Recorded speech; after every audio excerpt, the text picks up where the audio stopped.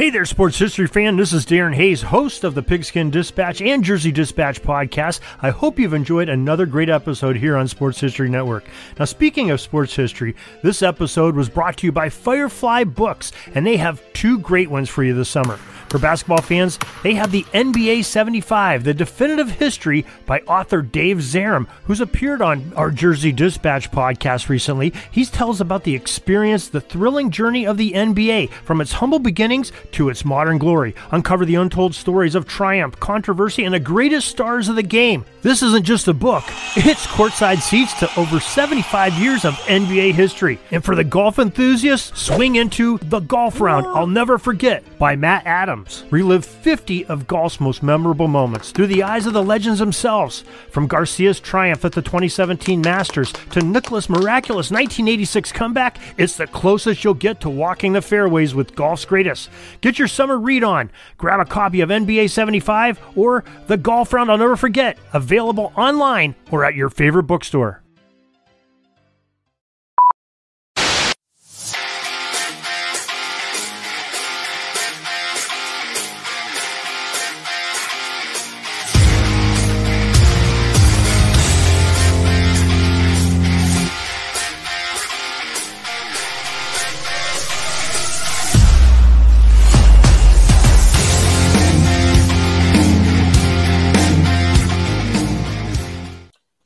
What's up, hockey fans, and welcome back to Marty's Illegal Stick. You know, we've been on the shelf here for a couple weeks. That's my fault.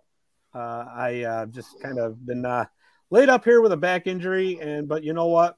We are back in action. We're brought to you by the Sports History Network. I'm your host, Scott Kinville, and we got a lot to catch up on, guys, so I'm going to bring you guys right in. We're going to get going here.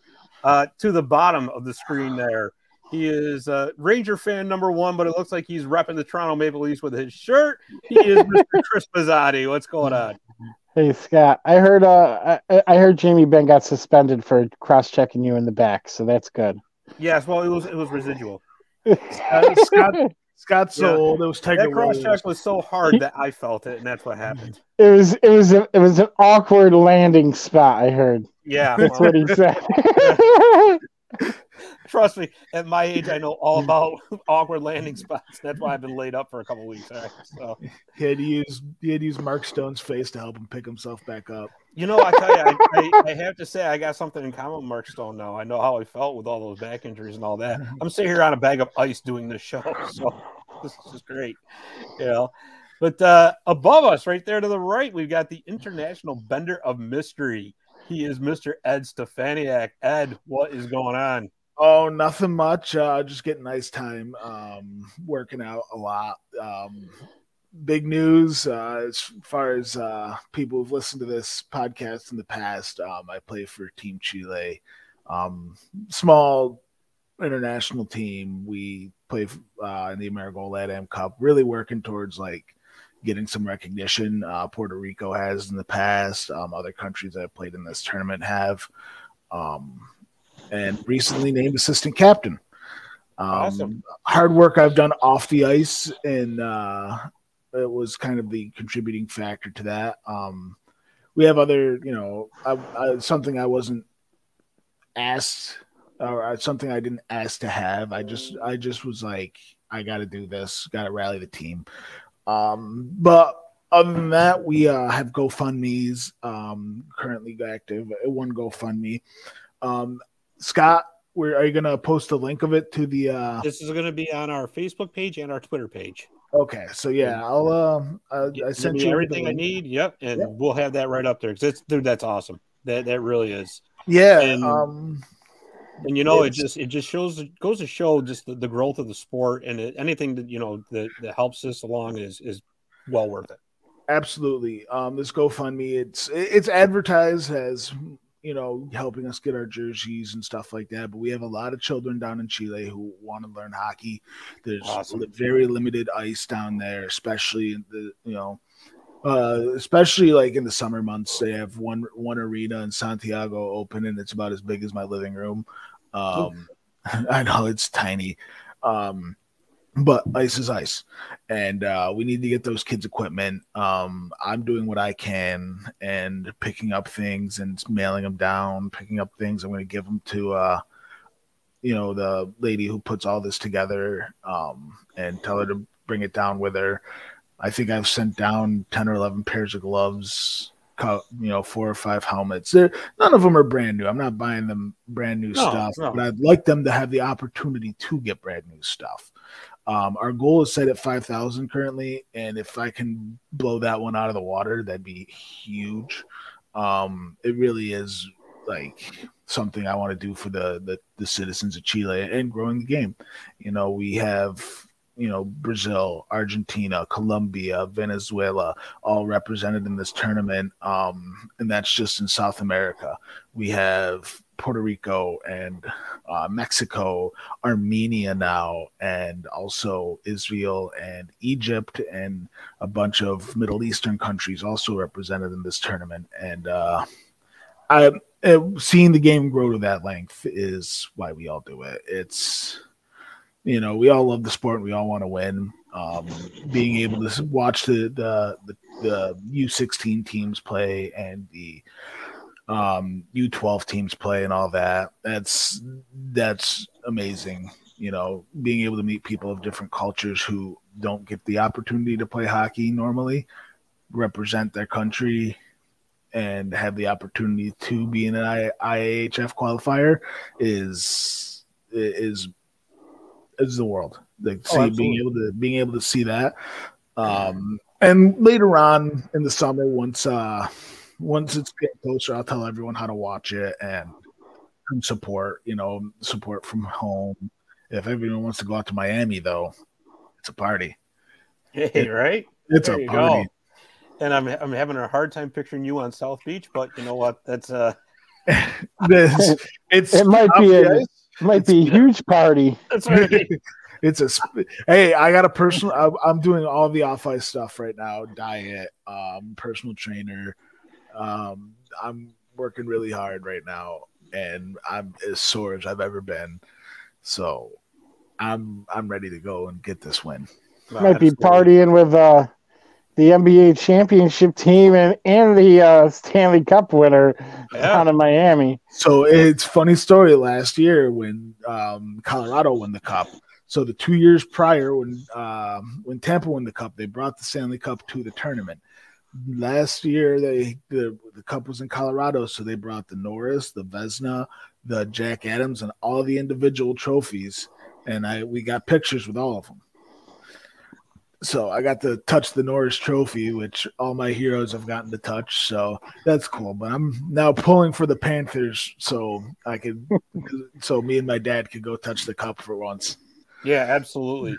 Absolutely. And you know what? I'll tell you what, Ed, what you're doing is, like I said, absolutely fantastic. And we're going to do everything we can to help you get the word out, because this is just a fantastic thing. But I'll tell you something. You just mentioned the Panthers, and we've got a lot of NHL playoff hockey to catch up on, boys.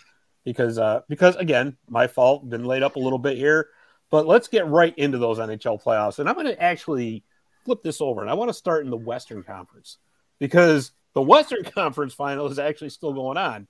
Thanks to the Dallas Stars winning in overtime last night to stave off elimination. The Golden Knights jumped out to a 3-0 lead, which actually is quite surprising given how evenly matched up the teams were. What are you guys' thoughts on this series so far? Well, I think it's been a surprise myself at how – I don't really know if it's how dominant Vegas has been or how, lackluster Dallas has been. Mark Messier has said it several times on the broadcast that, he really thinks that Kraken series took a lot out of Dallas. They played so hard to beat the Kraken. And good on the Kraken, man. They gave it everything. Sure. I really thought they were going to do it. But Dallas has been a rebound team. They rebound well after losses, and they managed to pull it out. But I feel like they ran out of steam. When they came into this Vegas team who was rested, they got an extra few days of rest between the rounds. Plus, they gave them a couple of days, the league did, before the round started. So Vegas was pretty well rested and ready to go. And I know, Scott, sometimes you're like, that's a detriment, because your legs aren't all there and whatnot. But Vegas did not look, slow at all to start this series, and Right. they've come out to a strong lead. And again, I don't think they've looked like particularly great. The guys, who you expect to perform, like Marchessault and Eichel, they're doing well, but like it really kills me when I see Brett Howden scoring overtime. I hate Brett Howden with the passion of 1,000 suns. Come on, former New York Ranger fan favorite Brett Howden, you hate him? He was such garbage for the Rangers. I mean, I think he was there 3 years. I think he scored 5 goals in 3 years, maybe.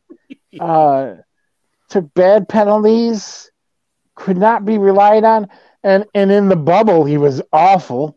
He was awful in the bubble. Like, I think every time he was on the ice, they scored on us. Like, Carolina scored. Like, I can't stand it. Actually, that's the thing I really hate about these playoffs right now is how many former Rangers are on teams. And, Jesper Fast, winning games, 5 goals in the playoffs. Like, I think, oh, geez, you didn't want to give him $500,000 to keep him. Like, I know. It's so crazy, but Brady Shea contributing to Carolina, even though they just got eliminated. Yeah. I mean, but Vegas, good on them. They've done well. I think the real story for Vegas is their goalie Hill. Hill has been great. He really has. Even last night, I mean, that Pavelski overtime winner. Now our goalies can be expected to stop that. No. Like, it's a cross ice one time to the opposite post. Like, that's right. I mean, if Hill was a worse goalie, he probably would have stopped it because he wouldn't have gotten across and the puck would have hit him. Might be an instance where being a good goaltender does not pay off because there's no way to stop that if you're a good goalie because you're going to move across. And I like, I forget who they were interviewing after the game. They asked him, like, how is this? And they said, oh, I love these overtime games in the playoffs. They're much better when you win. Right. And we've seen a lot of these overtime games, and it's really crazy, how different. I really feel like the players are not prepared for overtime in the playoffs because of the way it works in the regular season. And I still wish that there was some way to extend overtime in the regular season, even if they went to 10 minutes instead of 5, or something. Yeah, let their legs burn a little more in overtime before you go to a shootout. But it's been good hockey. This Vegas Dallas series has definitely been, as far as I can say, maybe of the last round and this round, I think it's the best series to watch. Yeah, I think it's important to point out that Vegas is actually finally, for the first time all season, healthy. And it's really it showed in that Edmonton series more than anything else. And what Vegas did that LA didn't do against Edmonton was they were extremely aggressive with the Oilers. They were extremely aggressive on the penalty kill. They were very aggressive on 5-on-5. And that means everything. And if you're a Vegas team that's healthy, they can do that. They can pull that off. But the interesting thing about this Vegas-Dallas series is 3 of these games have gone to overtime. So this could very easily be a 2-2 series right now. But I will agree with you, Mazzotti, in the fact that I tell you, there's games in this series, especially Dallas, just kind of looked like they were totally checked out. Like Game 3, it's like, wow, you guys have a game. You realize you're down 2-0, right? And they just kind of looked like they didn't even care. But, I mean, good on them coming back last night. Ed, what are your thoughts on this series? This series and like other series, it's been closer than what the series score shows. Like you said, it very well could be a 2-2 series. It's just bounces and puck luck. Dallas and Mazzotti, you took the words out of my mouth. With Dallas, definitely had every ounce of energy taken to beat Seattle. they look more gassed than Vegas, and it's that time old tale of rest versus rust. And in this individual scenario, rest is winning. I really have no more to contribute on this series. With the Western Conference Finals, it's been tough because it's on while I'm at work. So, yeah, right. Well, then I'll tell you what. Then that's the perfect way to flip over to the Eastern Conference. God, you made my job easy there. Thanks, I appreciate it. I do what I can. It's all about the team. Yeah, exactly. And because of that, and since this Eastern Conference Final is over, as the Florida Panthers swept the Carolina Hurricanes 4-0, as much of a heater as the Panthers have been on, I'm actually shocked that this was a 4-0 sweep, given just how good of a team Carolina is. But Ed, tell us, what do you think about this series? It's a team of destiny. I have no other way to say it, but the Florida Panthers are channeling their 2019 blues, and they're a team of destiny. They are a very it was a mind-numbing series to watch. You know, I get to work, I put the game in my ear, and that first game that was at 4 overtimes with 12 seconds left. Right. Insanity.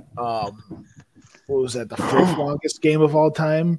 Like I'm halfway through my shift, and it's already like it's still going. I think the game should have been done a game and a half ago.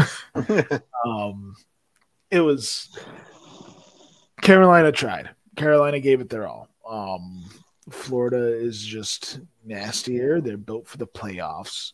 They're getting depth scoring. Ryan Lomberg has contributed, like depth play pieces have contributed, and that's something Carolina did not do.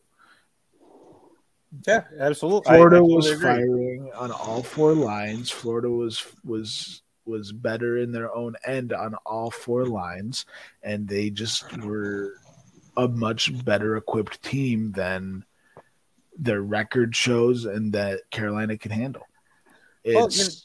Yeah, you're absolutely right. I'm sorry, I didn't mean to cut you off there. Oh, you're fine. But yeah, go ahead, Scott. Oh no, it's so what I was going to say. You said the 2019 Blues. I think the Panthers actually remind me more of the 12 LA Kings in the regards that they came from completely out of nowhere, and have gotten solid goaltending, and that's really the key here for the Florida Panthers.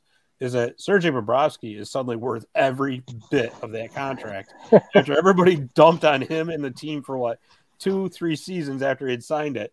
All of a sudden, that contract looks really, really darn good. And honestly, Mazzotti, I'm going to tell you something. I mean, the path that they have taken is extremely impressive. They knocked out the Bruins, which we said was possible, right? They took out Toronto.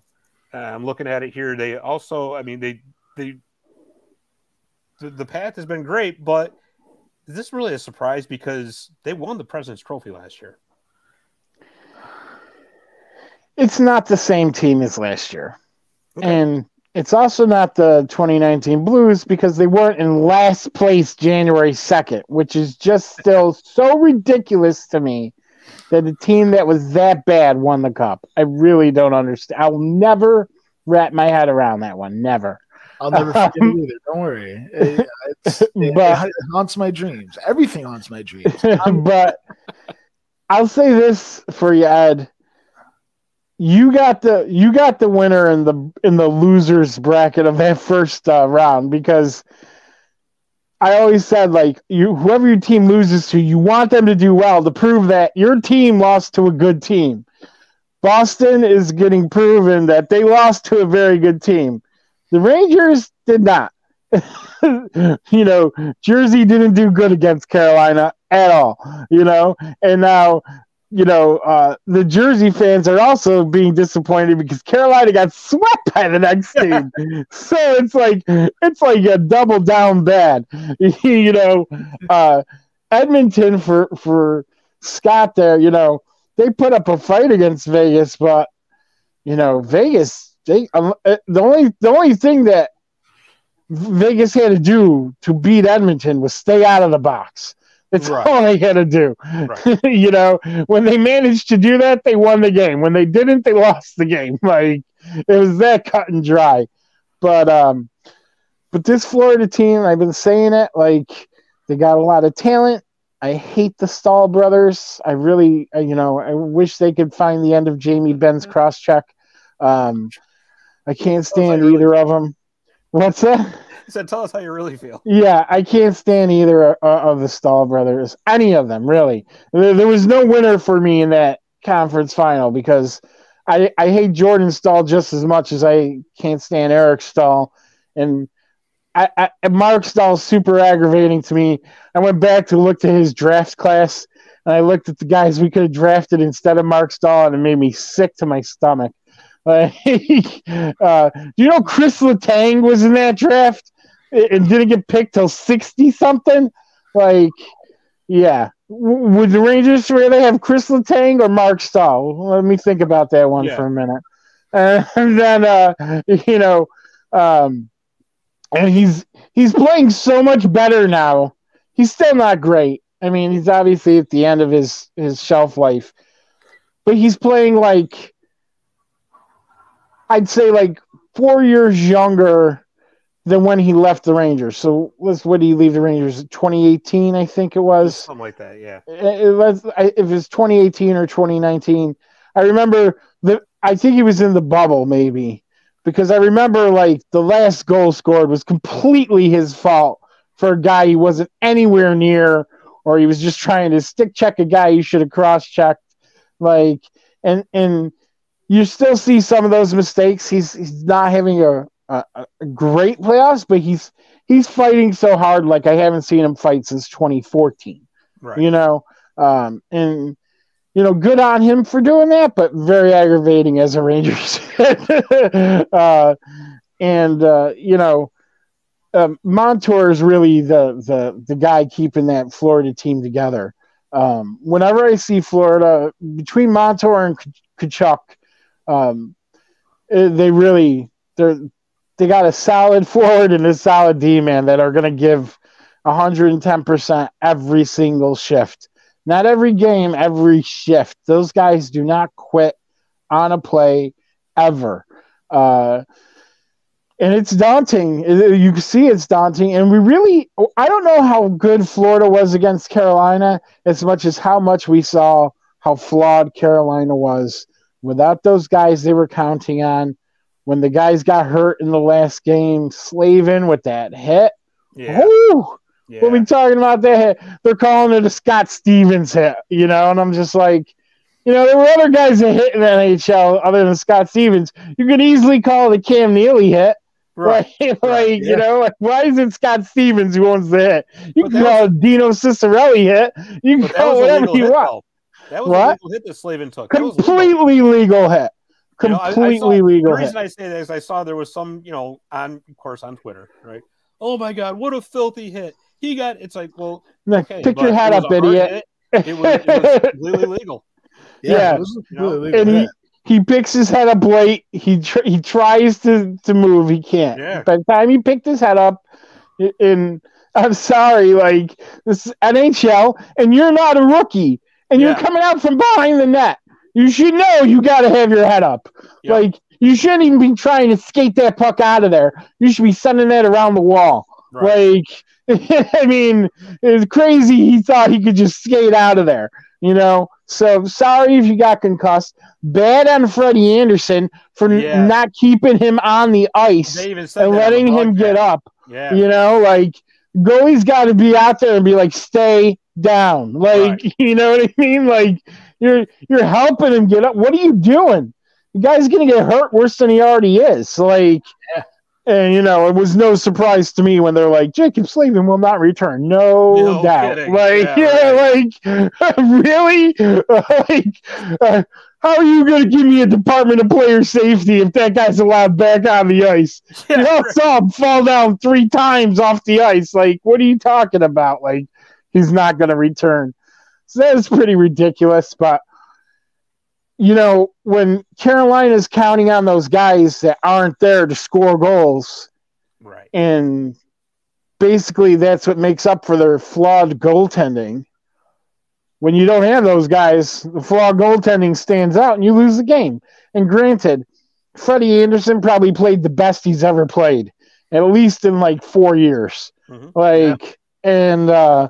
it's not enough. It's not enough. They played at Ranta a game or two there. He wasn't up to the task. And I like Ranta. I think he's a good goaltender.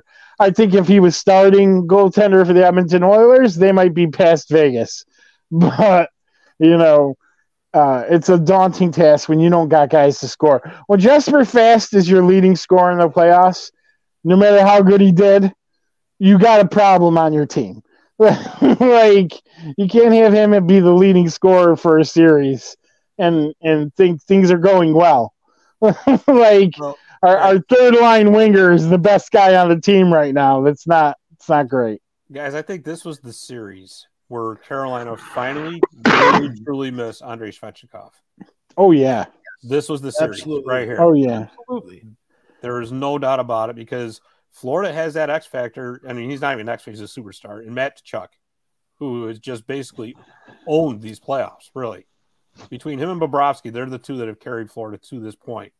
But Carolina simply could not answer that because, again, without Svechnikov, all of a sudden that legit goal-scoring threat that they needed, gone. Nowhere to be found. Yeah. Because you're right, Mazzotti. You can't have Jesper Fast being your leading scorer. It's just not going to work.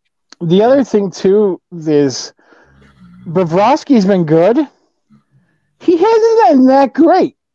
Like, if you watch him, he's off his mark a bunch of times. But Florida's playing so well in front of him, it hasn't burned him.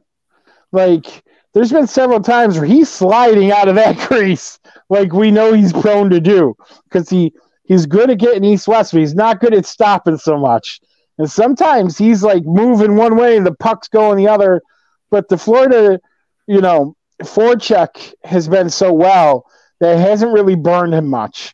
And when he's been counted on, he's been stellar. I was just going to say that. When they really needed him, that's when. Yes, absolutely. No doubt. And I was looking over his hockey DB. Even in his worst years, he's not, terrible. I mean, I think his worst year, he was a 303 GA, and that was it. Like, all the other years are 2.0, 2.3, 2.6. Like, so... And he played on some pretty bad teams in Columbus. And he won 2 Vezinas. Yeah, and he won a couple of Vezinas, right. So, and right now he's looking like one of those Vezina years right now. Obviously, he's not up for the Vezina, but, he's up for the Conn Smythe. Oh, yeah, absolutely he'd be up for that. Although I don't think he would win it next to Tkachuk. I think Florida... I think, honestly, whether Florida wins the Cup final or not, Tkachuk could definitely be in the Conn Smythe conversation because we know it does not have to come from the winning team. Right. It's funny you bring that up because I was just going to say that. Let's assume that Vegas finishes Dallas off, which, I mean, obviously the odds are in very good favor of that. I honestly don't think it's a foregone conclusion. Yeah. Well, I think Dallas can come back in this. I really do. Okay, I mean, it'd be cool. It'd be really cool.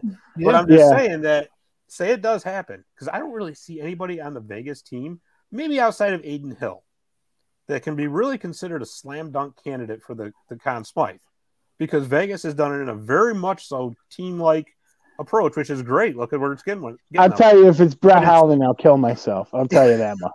Hopefully don't do that. Well, let's just say it comes down to Vegas and Florida, and Vegas wins that series. Now, depending on how bad it is, I mean, if it, say it goes 6 games, I think that you could actually make a very strong case for either Tkachuk or Bobrovsky from Florida to win that Conn Smythe. That's what I think. I agree. I don't think it would be Hill. I don't care how good he plays. That's what I'm saying. Think about it. Who from Vegas really has stood out enough to say, "Oh, he's the slam dunk winner"? They wouldn't be here without him. Well, we have the series to play yet, so we will see. But and it doesn't necessarily go by that because I believe the one year like Gensel came into the league. Yeah. Gensel got like 7 goals in the Stanley Cup final, and they gave the Conn Smythe to Crosby, which was the biggest bunch of baloney ever. Well, they had to give it to him. Come on. So I could see them Bill Carlson scoring a little bit, or maybe maybe Marchessault, and they give it to Eichel or something like that. I could see them doing something stupid like that, but it would probably be one of those guys. If it's Vegas, I think it would probably be Marchessault. But we'll see what happens. It's a long way off yet, obviously, and Dallas has something to say about that still. Oh, absolutely. And this whole they're down 3-0, it's over. No, don't ever think that. Don't ever think that. Yeah. I think the Philadelphia Flyers from a few years ago would have something to tell you about that. LA Kings would have something to say about that. LA Kings did it against San Jose? San Jose in 14. Yeah, I believe Greg Wyshynski got a pie in the face for that one. By the Lion there. What's the Lion's name? Oh, Bailey. Bailey, yeah. Bailey gave Greg Wyshynski, I believe he had to take 4 pies to the face, one for each win. And you know what? It still didn't shut him up either. No. But it's not a foregone conclusion. This is hockey. And I think a lot of guys will tell you in hockey, not that much carries over game to game, momentum-wise. You know what I mean? Once you're in that game, the pressure changes. The pressure's all on Vegas now to finish this off, right? Oh, absolutely. Yeah, I mean, at this point, it's 3-1. They win game 5. We got a whole new series. Dallas is like, hey, we're taking it one game at a time. It's on Vegas to finish off Dallas. All Dallas has to do is stay alive. Dallas stays alive one more game. All of a sudden, the pressure on Vegas becomes immense. And it would be a home game back in Dallas. And Dallas is one of the few teams that I think, the home ice makes a big difference for them. Right. And definitely it makes a difference for Vegas. So really, I think that next game is going to show us, everything we need to. I think if Dallas wins the next game, it's going to 7. Yeah, it'll be very interesting. That's for sure. And we know anything can happen in a game 7. Then we're talking about Jake Ottinger as the Conn Smythe option, or Heiskanen or Pavelski. Yeah. Oh, Pavelski's wouldn't that be awesome? Yeah, I would love that. Conn Smythe Pavelski. Yeah. That would be one of the good guys in the sport. Absolutely. Yeah, exactly. Yeah, no doubt. But yeah, I think it's going to be interesting to see what Florida can do now, because now like you said, now they're another team that's they're pretty healthy, and they're going to have some rest, and this could be. It might be bad for Bobrovsky. That's my thinking. It could be a disaster. It might be bad for Bobrovsky. He's definitely a goalie that needs to stay in rhythm, to stay on time. Yes. He needs to see a lot of shots, and when he's not getting that for days on end, I feel like game 1 could end up being a bad blowout against the Florida Panthers, no matter who they play. I totally agree, because you're absolutely right. If this Dallas-Vegas series gets extended, all of a sudden all that momentum starts going away for Florida, because I don't care. You're right. If you're off for, say, more than 2 or 3 days, forget it. It's like you're starting right back from square one. But it's funny, you mentioned Vegas. Now, could you imagine how many heads will explode all over the city of Edmonton if Jack Eichel gets a Stanley Cup before Connor McDavid? That'd be hilarious. and Buffalo. You can't forget about that. Yeah. But you know what, though? I think it would be more devastating for Edmonton, and I'll tell you why. Because I think Buffalo made out really good in that trade. I was just gonna say that. I think very good things are in the cards for the Buffalo Sabres in the coming years. So I'm not feeling bad for them at all. No, I have a bunch of friends who are Sabres fans, and all of them are saying, please don't let Jack Eichel get a cup. They all hate him. They all hate him. For no good reason, in my mind. For no good reason. No good reason, because it's Buffalo's fault that he's gone. Exactly. So there's nobody to blame in this situation. Eichel re-upped his contract. He was ready to stay there. Why is he not there? Bad doctors. That's why. Bad doctors, people that don't want to, in sports. And it's a real thing, these doctors on teams, The Rangers just fired their head athletic trainer, Jim Ramsey. Yeah, let's talk about all that because, there's a lot of people, because since we've been away, there's been a few firings, right? There's Kyle Dubas up in Toronto. Your head coach, Mazzotti, Gerard Gallant. Yep. And now they fired their trainer too, which I'm still, okay, whatever. The trainer thing is a mystery because they're not saying this blame, huh? Okay. They're not saying nothing about it though. They're just saying they dismissed him. He's not saying anything, and he's been there. He's been there since they won the cup. He's been there a long time, and it's why is this guy gone? Many people are very surprised at this, because he was really loved by not just the Rangers team, but the Rangers community, really got used to this guy. At Lundqvist's retirement of his number for the team, Jim Ramsey came out with a plaque. Nobody knew this. He had saved all the pucks from Lundqvist shutouts. He put them together in a plaque for Henrik. It was I think it was 37 or something like that, 37 shutouts he had.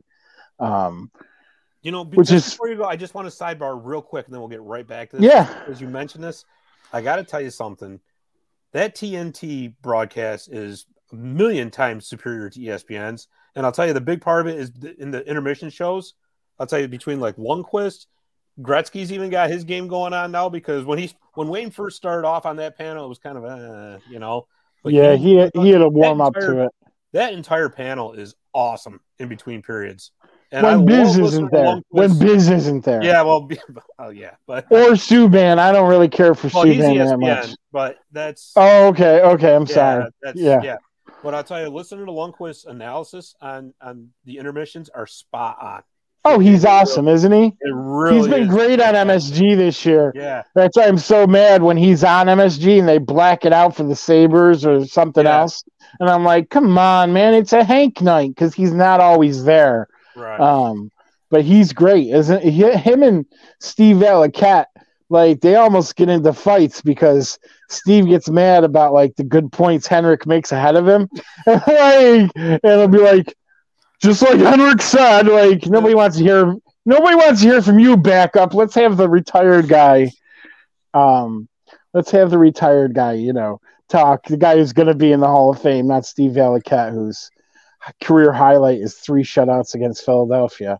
But yeah,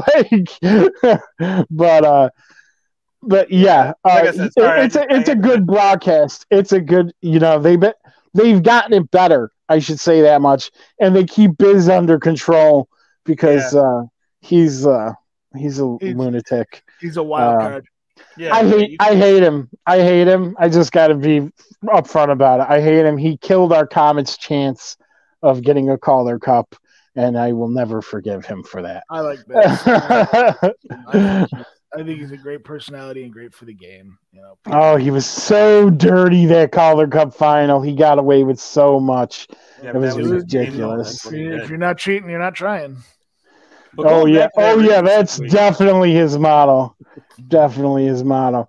Hey, but that's my motto too. So getting back to these firings, the Ramsey, there's controversy around it online. Some people are saying it's something HR related, he did something to get himself fired. Other people are saying it was the way he handled the Ryan Lindgren injury at the end of the season, because the Rangers could have put Lindgren on the IR.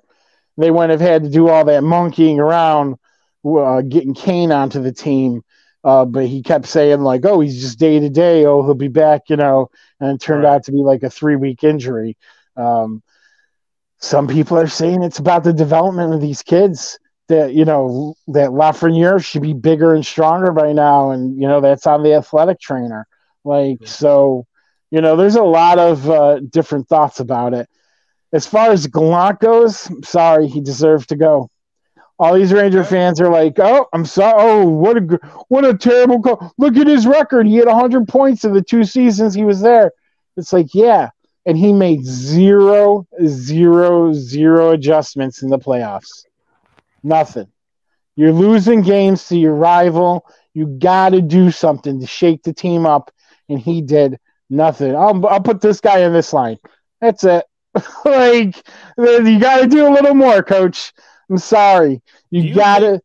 Sometimes you got to whip the team. That's why I'm looking for a Mike Babcock replacement, a Joel Quenneville replacement. I know the Joel Quenneville situation is sketchy about his past, and obviously that is a terrible situation. I don't, forgive it, whatever, but like, he has been suspended. He lost his president's, trophy winning team last year. Is it a little soon for him to be allowed back into the league? Possibly. He's got a meeting with Batman next month about it. I think if that meeting goes well for Quenneville, he winds up the coach of the Rangers.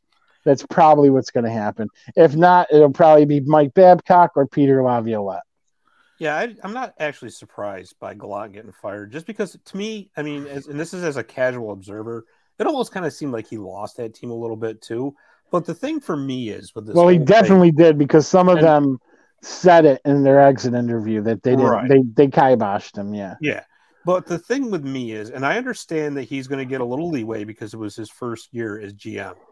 But honestly, I don't think Chris Drury has gotten enough blame for this, because, frankly, he's the one who put that team together, right? And I think we saw, and let's be honest, outside of Trouba, what kind of, bangers did they have on that team that you need in the playoffs? That was all great, fine and good getting Patrick Kane, but you don't have any. Patrick Kane's not going to go into the corners for you. Patrick Kane is certainly allergic to the especially with a bad hit. Exactly, right? So, I mean, yeah, that was all great for show. Oh, look what he did, going and getting Vlad Tarasenko and all these, the high-profile names. Fine and good. But when's the last time that you've seen a team loaded with superstars go all the way?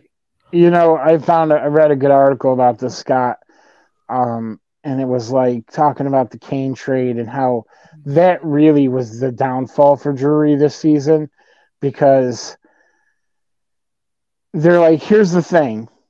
He's available. You can make it doable. It's the only place he wants to go.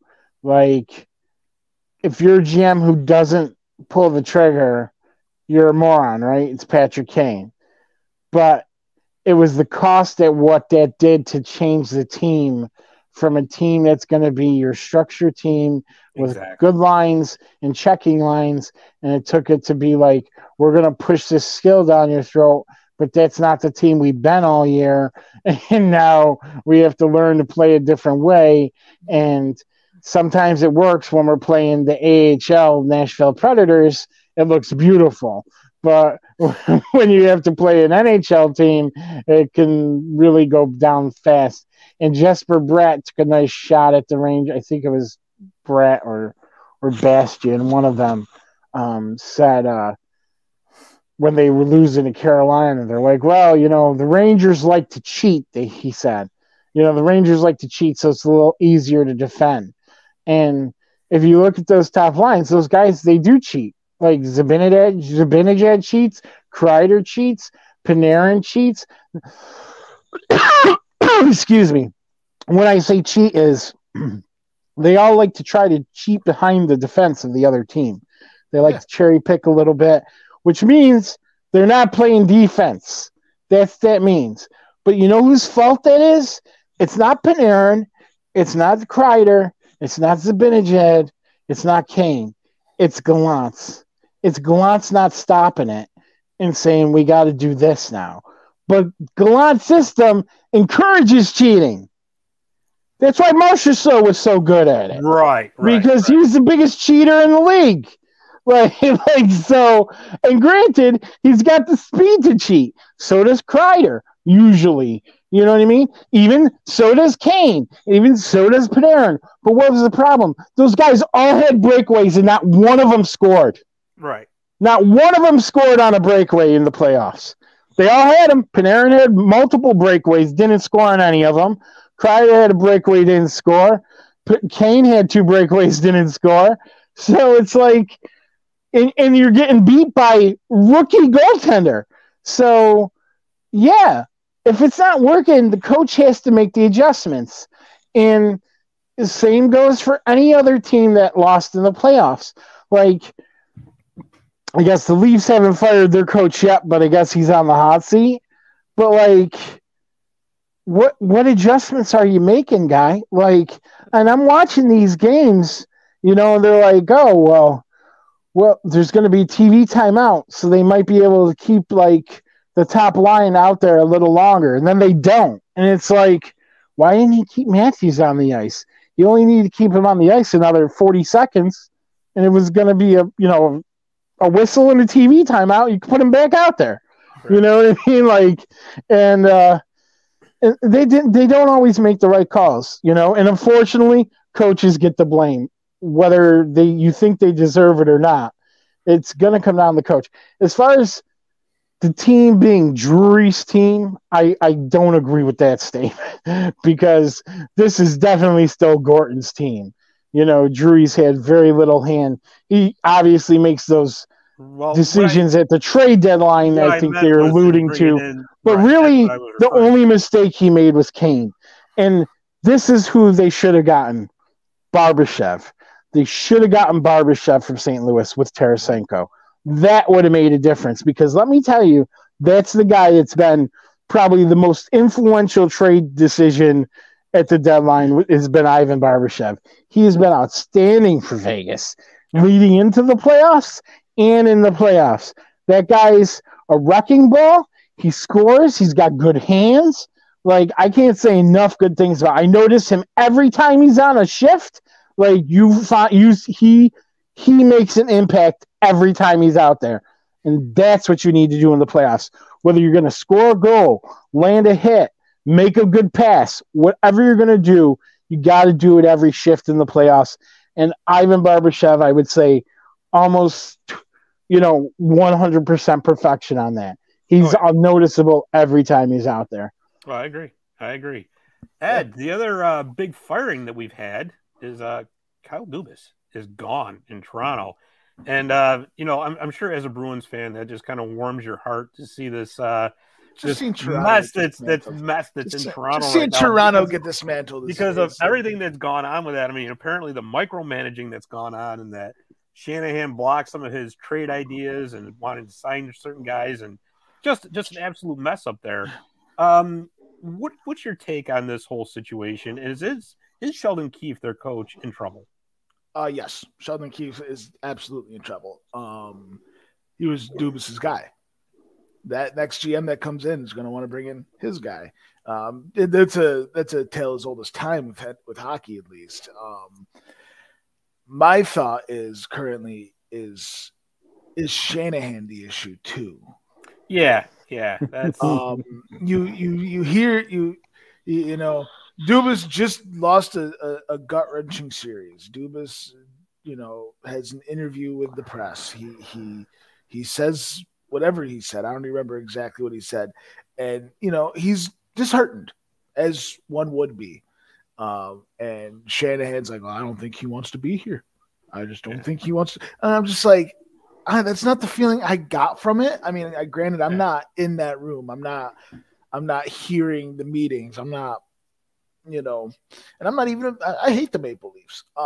But it's almost like Shanahan was looking for an excuse to get rid of him. Exactly. That's what it felt like to me. Shanahan was looking for an excuse to get rid of Kyle Dubas, and as much as Mazzotti just said, skill, a 100% skill team has zero chance in the playoffs. And that's what, to me, Toronto has been the past few years. This is probably the best Toronto team I've seen because they've brought in Ryan O'Reilly and they brought in some grittier players like Jake McCabe. This has been Dubas's best year at the trade deadline, getting things that he needs instead of wants. Too little, too late, obviously. But now you're seeing players who have been with Dubas for a majority of their careers. For example, Austin Matthews. Is he done? Is he done in Toronto? Is he done with Toronto? Who would want to stay for that franchise knowing that just being a little upset that they lost potentially could just mean you're done? Just why would you want to play for that when you can go to an organization that has a little bit more thankfulness to their members? Yeah, but you know what, though? That playoffs, I'm going to tell you something. Austin Matthews pretty much disappeared. Oh, yeah. Wait a minute. I don't know about massaging I'm his ego confused. too much. Wait a minute. I'm confused. I thought Toronto won the cup. They didn't win the cup? No. They won their personal. There was a lot of celebrating. I thought they won the cup. Well, they had a parade down Yonge Street. Wait a minute. You're telling me they didn't win the cup? That was just for one playoff series? Against a team that, let's be honest, Tampa didn't have a great year, and they had some dinged up guys. But so that wasn't the cup final. No. All right. I guess things work differently in Canadian hockey. I'm not sure. No, they work differently in Toronto hockey. Montreal didn't celebrate until they won a Stanley Cup final game. But they wanted Florida. Wait a minute. The fans said they want Florida. Well, did they get him? I think they got him. I think I think they got Florida. What did they ever get him too? Yeah. Don't ever do that, fans. Don't be stupid. Okay? I know winning a series was new to you. Don't goad your next team. You don't want to do that. Florida loved beating them. Did you hear those guys? They were talking about that. We want Florida. Every one of those players heard that, knew that, and used it as fuel. So you know what? If I was a GM of Toronto, if I was Brendan Shanahan, I'd fire the fans. Put an article in the paper. Say you people got to wake up. All right, it's a sport. It's not your life. We want your support, but don't give the other team ammo. Don't do it. You didn't hear any. I mean, I wasn't going, I really want to play the Devils. No way. Like I knew that was a bad matchup. I knew it 100%. So yeah, you don't do stuff like that. And Toronto, it's a mess. You're right, Ed. It's a mess. They got to do something. The only thing I can hope is Willie Nylander gets on a better team, because I think he's the real superstar on that team. I'm sorry. That guy, he's really good, and he's totally overshadowed by Matthews and Marner and Tavares. But the star on that team is Willie Nylander. And that guy is, He's the one that shows up. He's the one that... He shows up every shift. Shift. And he never quits on a play. I've seen that guy single-handedly on the Marlies when he was in Utica. I've seen him single-handedly just dissect the whole other team and score. Just go walk through guys, score. He's so fast. He's got such good hands. And he rarely misses the net. Rarely. Whereas, you know what? I'm sorry, for as good as Matthews is, I see him miss the net a bunch. So, that's a big thing in the playoffs. Hit the net. How many times do we see these guys go wide? And it's like, I understand. Hit the defender before you go wide. Make that guy block the shot and get hurt before you go wide. I don't get it. Unless you're going to do that, I think it was Vegas, who had that wide shot that hit right behind the goal and came out the other side, right on the guy's blade, right into the back of the net. Unless you're going to do that play, hit the net. But the thing is, though, that's what a lot of teams are using as set plays now, too. That's a good set play. Let me tell you, if you can pull that off, it's a great set play. But yeah, that's for sure. Did you guys see Kyle Dubas is actually interviewing with Pittsburgh? Yes. Crosby, I guess, went and talked with him. Yeah. I think Kyle Dubas, as a GM, he's more ambitious than any other GM. He has all these pipe dreams of like, I'm gonna draft this player, I'm gonna sign this player, I'm gonna do everything I can to get this team 100% skill, and then when one card doesn't match up, it like all goes to hell. Like he has this perfect team built in his head, but you need every one of those pieces, and the moment one of those pieces isn't there, it's done. It's just now a garbage team because they couldn't sign that second line center. The very specific one too. I mean, Pittsburgh. What's he going to do in Pittsburgh? Because there's only one move to do in Pittsburgh. All right, before you could do anything, you got to split up Malkin, Crosby, or Letang. And obviously, the obvious choice is Malkin. You know, but the thing is, though, too. I mean, I know Hextall was the one that re-signed Malkin, but how much other influence was in on that, right? Oh, it was all Crosby. You know what I mean? It was all Crosby. Now they asked Crosby, what do you want us to do? Crosby said we sign these guys. Yeah. Like, it was Crosby. Now that Malkin's re-signed, what, $7-8 million a year or something like that for like the next 6 years? They're not moving him. No, they can't. Forget it. And they got no sweeteners in the system to throw in to get rid of them. They got nothing. Here's what you do. You tell the Rangers to take Malkin, okay? Here we go. Right? You make a deal with the Rangers that includes Mike Sullivan. That's what you do. The Rangers would buy that because the Rangers have already inquired and they're like, Mike's like, I'm under contract and I'm not going anywhere. But the Rangers, that's who Drury wants. If Drury had his pick of anybody, he would pick Mike Sullivan. Sure. Absolutely. It'd be like the old, what was it, Michel Bergeron trade. Remember that back in the 80s when they traded for the Quebec Nordiques coach? They sent a first-round pick. Mm-hmm. So we haven't seen it in a while, you know. So you're right. And by the way, I can tell you, you know who'd be a good fit to fill that Toronto role next? Gerard Gallant. Oh my! Let me tell you, I bet you anything he winds up in Toronto. That'd be the perfect next landing spot for him. That poor guy is so snake bitten and just cannot hold a job. He's like a 16-year-old kid. This one's on him. I'm sorry. I think the Vegas one was on him too. You're not wrong. You're not. He loses the room. His whole, you guys go out and play. You're the players. I'm the player coach. You guys go do what you got to do. It only lasts so long, and that's why he's short leash coach. That's why, because you can't just let the players do what they want forever. They start losing. You got to do something. Like, and when you haven't coached them all year, they're probably not that apt to want to listen to you when they're on the dumps. You know what I mean? Like, I wouldn't. They'd be like, where the hell have you been all year, coach? You haven't told us anything to do all year except you're in our corner. Yeah. And now that we're having a rough time of it, you want to be like, oh, you got to do this. Like, no. Like they're not going to.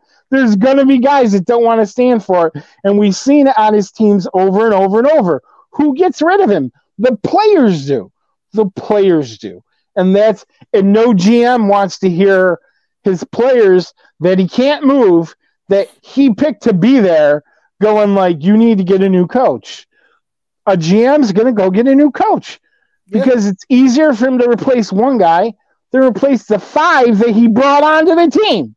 You know, so that's what happens. Yeah. So let me ask you guys a question then. So we've already covered Gallant getting fired. We've covered Dubas getting fired. Who else in the league, either coach or GM or both, could be in some trouble? Because I'll tell you who I think. I think that Ken Holland and Jay Woodcroft in Edmonton have got one more season to figure this out. Because I have got a feeling that if this happens to Edmonton again next season, did you see Connor's going to be heads rolling all Did you see Connor's after game interview, Scott? Yeah. He's disheveled. Man. But I tell you something though, I'll tell you guys, I only feel so sorry for him to a point because he was the one that had to have that huge contract. Had to have his 12 and you know what? Yes, he's the best player in the game, and I understand all of that. But in a salary cap world like we live in, You want to take that kind of a contract, knowing full well that guys like Leon Draisaitl are going to want to get paid, and that Darnell Nurse is now making $9.25 million a year. You have to know in your head, you take that kind of contract, your team had better damn well develop some young players. You want to know who the smartest player is in the NHL? The smartest player. Not necessarily the best, although he's very good, I got to say. Sidney Crosby. Yeah. You know why? He took less money. He understood this. And what did it get Crosby? He's been to the final 4 times, and he's won 3 of them. Yes. Yeah. Okay? Connor, if you're listening, I know you are. I'm sure you're an avid watcher. This needs to be clear to these superstars. Like, yes, you want to make money. Yes, I get it. You know, taxes are high in Canada. If you take $10 million in Canada, it's probably like making $7.5 in the States, like, you know, in Florida, not in New York, obviously. Right. But, that's a big deal. You know what I mean? And you know, geez, if Connor was making, let's say, 9.5 instead of 12, it's another $3 million dollars that you could give to a good goalie. Yep. You know, like to a better third line defenseman. Or like, more space you have at the trade deadline to improve your team where needed. Like maybe pick up Ivan Barbashev. Bingo. What would he have done for Edmonton? You know what I mean? Like, that's what you need. That's what you need in the playoffs. And, you know, I think when you said about the Rangers, I think they were counting on Barclay Goodrow a lot. And yes. I don't think he showed up very well. He showed up very late to in the last game. You know, he played decently, or in game 6, I think it was. But that line, and I said it, you know, in the preview, I said, you know, that line's got to be good. That VC, Mott and Goudreau line, and they weren't good. VC wasn't good. You know, Mott was very good, but he's only one guy. And that line looked out of sync, and Goudreau didn't bring it together until it was too late. Those types of guys, I don't mean to always be going back to the Rangers, but those types of guys are who win Stanley Cup there's no doubt about playoff games. And so instead of going out and getting Patrick Kane and Tarasenko, you got to go for the guys like Barbashev. Like, I'm really, like, I can't think of another guy in the playoffs who's made as much of an impact. Yeah, exactly. from a trade deadline acquisition. Like, he's been stellar. And, you know, Edmonton, man, it broke my heart saying Connor, because it's like, this kid is so good. It's ridiculous. Yes, and he's almost in tears, and it's like, and he's saying, like, I don't know, you know, what to say. I don't know how many more kicks at the can we're gonna get. And it's like, yo, man, you're 8 years, 9 years into your NHL career. How long do you think an NHL career is? You're just one Jamie Benn mislanding from getting out of the game. You know what I mean? Like, his, you know, awkward way to get up off your guy's head with a stick, you know. But you know, guys, I'll tell you, I'm looking at this right now. I'm looking at Cap Friendly, and I'm looking at the Edmonton Oilers. Okay, so going into next season, they've got 3 more seasons of Connor McDavid. He is a free agent at the end of the 25-26 season. Leon Draisaitl is a free agent at the end of the 24-25 season. Okay. What's Draisaitl's cap hit? Believe it or not, it's only $8.5 million. Yeah. Done. Which is, you know, that's Leon Draisaitl apparently gets it. Right? He took the discount. Yeah. He took the discount. Okay. Because Connor won it. Exactly. There aren't, I mean, if you look at Ryan Nugent-Hopkins, he's only at 5.125, but he's signed for the next 7 years. Evander Kane's at 5.125. He's a free agent at the end of 25-26. But then you look into their defense, And you've got, like I said, that Darnell Nurse contract hurts, man. It hurts bad. Oh, it's 9.25 for like ever. Because it does. Cat Friendly goes out to the 28-29 season, and then there's an arrow after his contract, meaning my God. It's like perpetuity, you know? Yeah, they're praying escrow goes up. Pretty much. I mean, even look at like Jack Campbell, they got him signed at $5 million per season through the 26-27 season. It's like, oh. And they're you know what? Well, at least they got their backup goalie. At least they got their backup goalie situation taken care of. I mean, Stuart Skinner was good for him in the regular season. He was all right. I mean, he's manageable. He's only $2.6 million, but he's through the 25-26 season. So if they're going to make this work for Connor McDavid and for Leon Draisaitl, you know, to get the band all together and get them at least one cup, I'm telling you guys right now, it's got to be next season or something's got to give. They're going to have to trade. Yeah, there's no way. It's not going to happen. Not with this roster. They're going to have to make some trades. Yeah, because there's no doubt about it. They're in cap hell. If they can find a way to offload Darnell Nurse, I mean, that's a huge lift off their shoulders. But I don't see. Well, I know it doesn't mean anything in this league anymore, but Darnell Nurse has a no-move clause. Obviously, McDavid does. So does Draisaitl. Zach Hyman's got one, and he's at $5.5 million through 27-28. They gave Hyman a no-move? Yeah. Oh, my goodness. Kane's got a no-move, and so does Nugent Hopkins. I forgot Zach Hyman existed. Pretty much. They gave Nugent Hopkins one, too? The one that put him over the top, too. Remember that? Yeah, he was that X Factor the year they signed him. And then they went and got him, like, oh, that's it. That's it. This is going to be the one. He did the stereotypical great year before the contract. Just parlayed it. None of those are modified no moves? No, they are not. The Ken only Holland modification one is Leon Draisaitl's got a modified no trade clause with his no move. So he's got both. He really hedged his bets. Yeah. Ken Holland hands out no movement clauses like candy on Halloween. Terrible management. Even Jack Campbell's got a modified no trade clause. Oh my God. Even if hypothetically. Yeah, you know how you do that? Okay, this is Jack Campbell. Oh, you want my 12 teams that I'll go to? Sure. I'll go to Pittsburgh. I'll go to New York. I'll go to Boston. Just name all the teams that were in the playoffs last year. None of them won it. Even if in a dystopian world, if Edmonton goes out and wins a cup next year, you still have to fire Ken Holland for the amount of no movement clauses he's handed out. Yeah, this team's in a lot of trouble for the next few seasons. They really what is it? Right. Wait, listen, there's no conspiracy. Bettman does not have conspiracy against Canadian teams. Okay, you know who does? The Canadian team GMs. That's who has the conspiracy. It's like they all got in a room and said, "How can we make worse moves?" Who's our leader? Jim Benning? Okay, what are we going to do? What are we going to do, Jim? You know what I think? Well, is Clarkson still in the league? Wait a minute.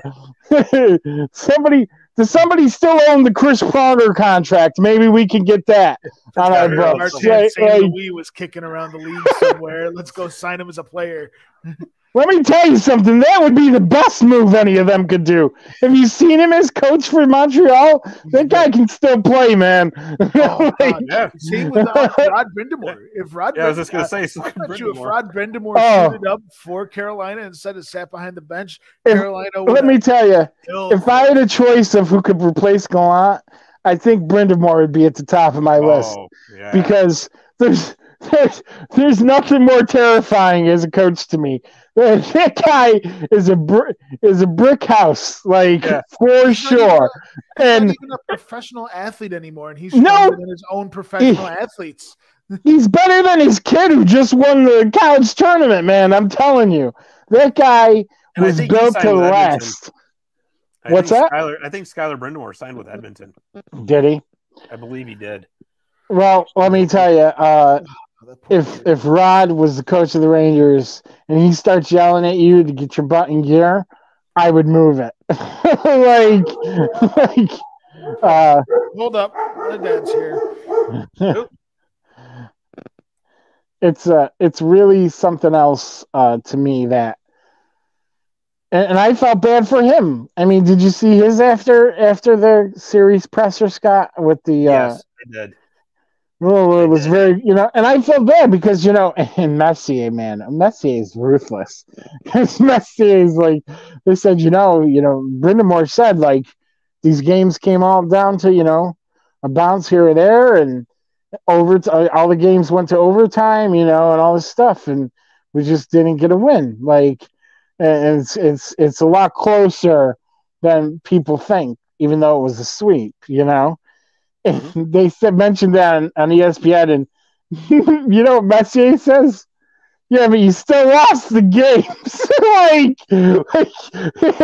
No sympathy at all. They even brought up the 2014 Stanley Cup final. They even brought it up. They're like, Hank, a lot of people say you guys lost that series in 5 games, but I think it was Buchengrass was like, that was one of the tightest Stanley Cup finals I ever watched. He's like, and that could have gone any way. Any of those games could have flipped to the other side very easily. And Hank's like, yeah. He's like, well, that's what the playoffs is. And Mark Messier's like, but the numbers don't lie. You still got to win the games. He's like, that's what the game is. You put the puck in the net and you win. And you know what would have been great? It would have been awesome if Lundqvist had turned around and said, yeah, well, Mark, guess what? I wasn't surrounded. It wasn't the same broadcast. No, but I'm saying, like responded to it on Twitter, said, hey, Mark, you know what? I wasn't surrounded by Hall of Fame talent for, 3/4 of my career. So maybe you want to back off with the mouth, okay? That would have been awesome. I always like to tell people, remember, Gretzky's got 4 cups. Messier has 6. But again, I'll tell you this, though. Look at the talent Messier had around him for 5 and 6 compared to what Gretzky had around him for the rest of his career. Oh, yeah. No doubt. Look at that. Gretzky had Bob Kudelski on his wing. Messier still had the core of that Edmonton team that was so awesome in the 80s. And then the 94 Rangers were basically a Hall of Fame. So Gretzky made so many bad guys get good money because everybody who played on his line, Bernie Nichols, exactly. I mean, Bernie Nichols, I'm sorry, he was not an all-star ever. Well, it was a choice. Either you can go to like a Messier team to be with all that talent, win a cup, or you can go to Gretzky and make bank. I mean, it's whatever. Yeah, and then of course, make bank after that by the Rangers and do nothing. Right. Exactly. But I wanted to say about that game that went to 4 overtimes. Score a goal! I'm sorry. I've been a fan at one of these games in the Calder Cup playoffs when the Comets went to 4 overtimes against the Oklahoma City Barons, okay? And let me tell you something. It was miserable. Miserable. The arena ran out of everything to serve. Water, everything. Everything they were still serving, beer. And I'm telling you, there were so many drunk drivers leaving that arena that night. I mean, ridiculous that they were still selling beer at the arena at 1 o'clock in the morning. And really, when you get to a game at 7 o'clock, I don't want to leave at 1:15 a.m. I'm sorry. I love playoff hockey, but when you are in the building, it stinks. And let me tell you, when your team loses that game, it's deflating. It's completely deflating. Deflating for everyone involved, from your fan base to the GM. It is completely deflating. And once I saw that game went to Florida, I'm like, they're done. They are done because I knew they were gonna lose the next game. And once you're down 2-0 and you're going on the road, it's rough. It's rough for a Florida team that finishes. Let me tell you, that's one thing that this team has done since they got into the playoffs. They finished the regular season by getting in. You know who didn't finish? The Pittsburgh Penguins. They couldn't finish off the purposely tanking Chicago Blackhawks. Okay? So they did not deserve to be in the playoffs. Florida did. Florida's winning. Boston gave Florida a huge vote of confidence. You even heard it from Kachuk after the game the other night. He said, when we beat the greatest team in NHL history, which Boston was this year, it was a huge boost. And they were like, we beat them, we could beat anybody. And you know what? They have. And they may just about finish this off with a cup. It wouldn't surprise me. It really wouldn't, the way they're playing. But I guess, like we talked earlier, I think a lot of it's going to depend on how much longer this Dallas-Vegas series goes. Yeah. Well, I really let's just put it out there. 6 or 7, that's bad for Florida. You got 3 teams remaining. Out of those 3 teams, who would you prefer to see win the cup? Florida. Oh, Florida. I would rather see Dallas. Well, at least we can all agree we don't want to see Vegas. Yes. Well, that's okay. Let's say it's Florida, Vegas. You guys want Florida? Yeah. Oh, absolutely. Yeah. Well, I get why Scott doesn't want Vegas. Why don't you want Vegas, Ed? Well, I'm going to Miami in August to play at the Panthers practice arena, so I'll get to send you guys a picture of me putting my balls in the cup. Yeah, well, that's never going to happen. You know, they don't leave it around anymore. The keeper of the cup is always with it. They don't.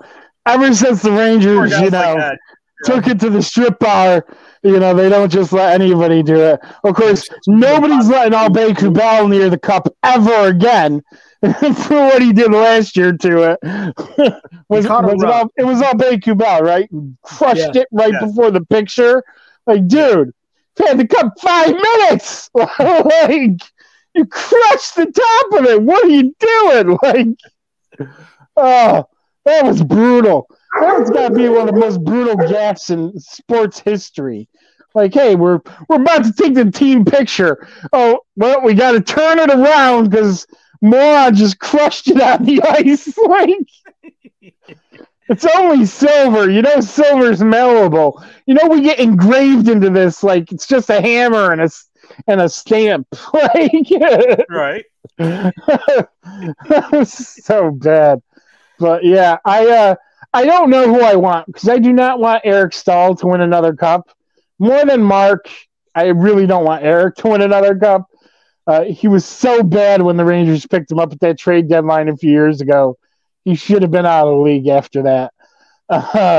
And then on the other side, I think we all know about the Vegas fans. Do we really want them having the victory of a cup?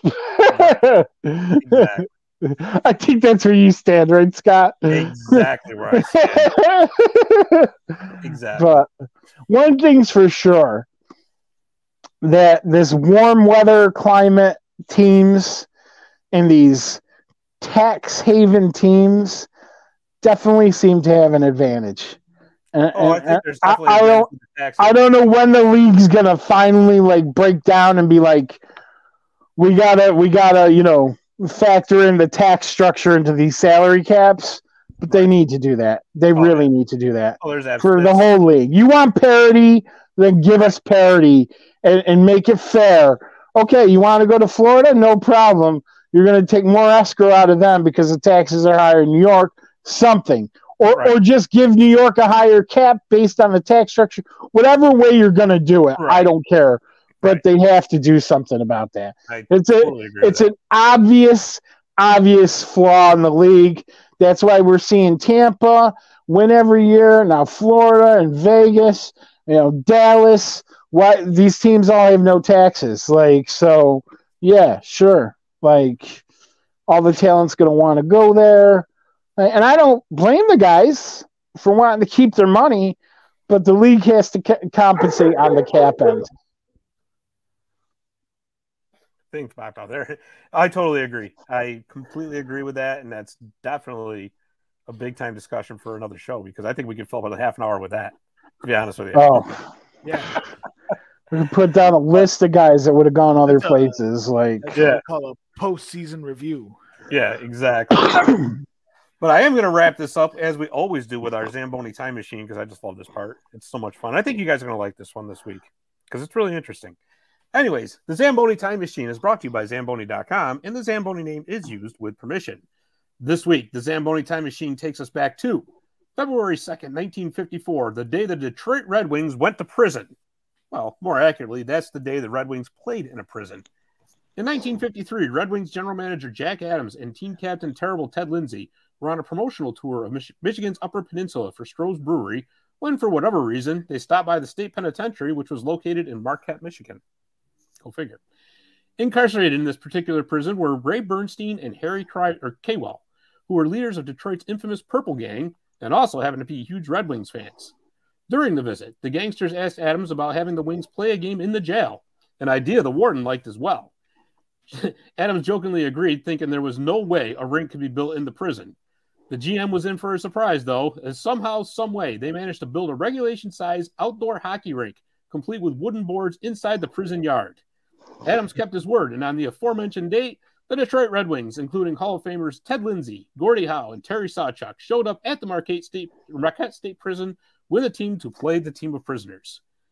As you can imagine, it wasn't much of a game. It was 18-0 at the end of the first period, so for the second period, the teams made up of a mixture of the Red Wings and the prisoners played each other. For the third period, it was the Red Wings only playing an intra-squad scrimmage. After the game, Red Wings players were each given a leather wallet with the players' names and Red Wings logos sewn in, all handmade by the prisoners. And that, my friend, is this week's Zamboni Time Machine. So there was a longest yard hockey game? There was. Nobody got shivved? No, believe it or not. I mean, they all just, they were so thrilled. They had. I'm surprised Gordie Howe didn't shiv somebody, you know? Yeah, Gordie Howe probably belonged in there. Yeah, I'll tell you though. I mean, that's something you would never see nowadays. No. Can you imagine that? Nowadays, that'd be a PR disaster. Gosh. Yeah, Could you imagine? I could picture Connor McDavid going into a prison to play hockey, right? Yeah, they'd drop soap in front of him and tell him to pick it up. Although they wouldn't agree to it nowadays because they know they could put a hockey rink anywhere now. Like that'll be the next stadium game. You know what they should do? I was just thinking this. The next one would be cool. I don't think they've done this yet. I think they did it for basketball, where they did it on an aircraft carrier. Yeah, that would be really sweet. They did it in the NBA. Yeah. I think Syracuse ended up playing on that court too, maybe. You got that one that's right in New York City, right? It's a museum, I believe, the Intrepid. The Intrepid, yeah. That'd be really cool. It wasn't like an active aircraft carrier, which would have been cool if they did it in the middle of the ocean. That'd be awesome. You're right. Well, I mean, it'd be good to park it somewhere where like people can come and see it. But I think that would be pretty neat if they did one on the deck of an aircraft carrier. That'd be pretty crazy to see. Alcatraz is still available. They could relive this in Alcatraz. I'm not sure what the dimensions of an aircraft carrier are. I'm sure the length would be fine. I don't know what the width is. The width the width is even more fine. Yeah, you got to remember you're fitting airplanes on that. You're fitting 4 or 5 fighter jets at once. The width will be fine. The issue would be the wave. Even if it's stationary, just a little bit of that. Yeah, that'd make it interesting, wouldn't it? Make it so much more fun. Think about like you take a shot, right? And it's got a certain trajectory, but then it's you're bouncing a little bit, so the goalies would have to really like be on point. Like I think it'd be a lot of fun. It'd be the first game where everyone wears cages. They did announce a couple Stadium Series games next year for the Devils and the Islanders, I believe. Isn't it kind of like what it was the before? Rangers and the Islanders they were talking about? Rangers, Islanders, and Devils Flyers. They're both going to be at MetLife. Yeah. Group trip? Yeah. I don't know. I'll wear my Giants jersey since I have no skin in this game. February in Jersey, I don't know. Hey, we could go to the best unfinished mall in the world. Yeah, but you know what though? They had a WrestleMania at MetLife in March. And it was one. I went to that WrestleMania. It was. Oh, did you? Yeah, well, there you go. Well, that's the big thing about it is you pack 50,000, 60,000 people in the stadium. It kind of self-heats itself. Right. Right. It's a lot easier in March than February. Yeah, it's early February too. Early February. Yeah. It was blizzard February. Yeah. It's late March, early April for WrestleMania. So it's a world of difference, but because it goes from like parka and toque weather to sweatshirt and maybe some mittens.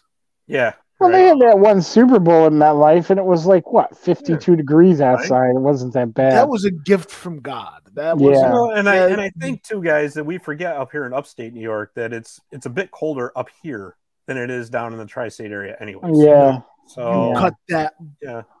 You cut that out. It is frozen down there. I have been down there in January and February, and it is wind tunnel galore. That's all it is. It's just wind. You might as well have a frozen tornado. It is garbage. I'll never go down there that time of year again. I hate it. I hate New York City. I hate the tri-state area. New Jersey's a dump. Let's just send it away. It only took us an hour and 24 minutes, but we finally did get him fired up and go over the edge. Perfect. And on that note, I think we're going to have to end this because how else do you end the show besides having Ed go off about the tri-state area? Donate, please. Team Chile, we need your help. I'm looking at doing promos for it. You donate a certain amount, you get something. You donate another amount, you get something. Anybody? How much do I need to donate to get you kicked off the team? Well, since it's me running it zero, it's like $1 million. You can donate. Yeah. Well, after your rant, I think we can pretty much cancel out the tri-state area for getting any donation. But we'll have to work with everybody else. They don't listen. That's the best part about it. They're not going to listen. By the way, the state of New Jersey is a very nice state. like maybe not northern Hoboken or something, but Cape May is a lovely area. I'll give you like the Pine Barrens. It's beautiful in the Pine Barrens. I've driven through the Pine Barrens. It's beautiful there. Okay. It's beautiful. Anything that was on a Sopranos episode is okay. Yeah. Anything that wasn't on the Sopranos, you're good. Any place that doesn't have casinos, you're fine. Atlantic City, dump. Hoboken and Hampton and Trenton, garbage.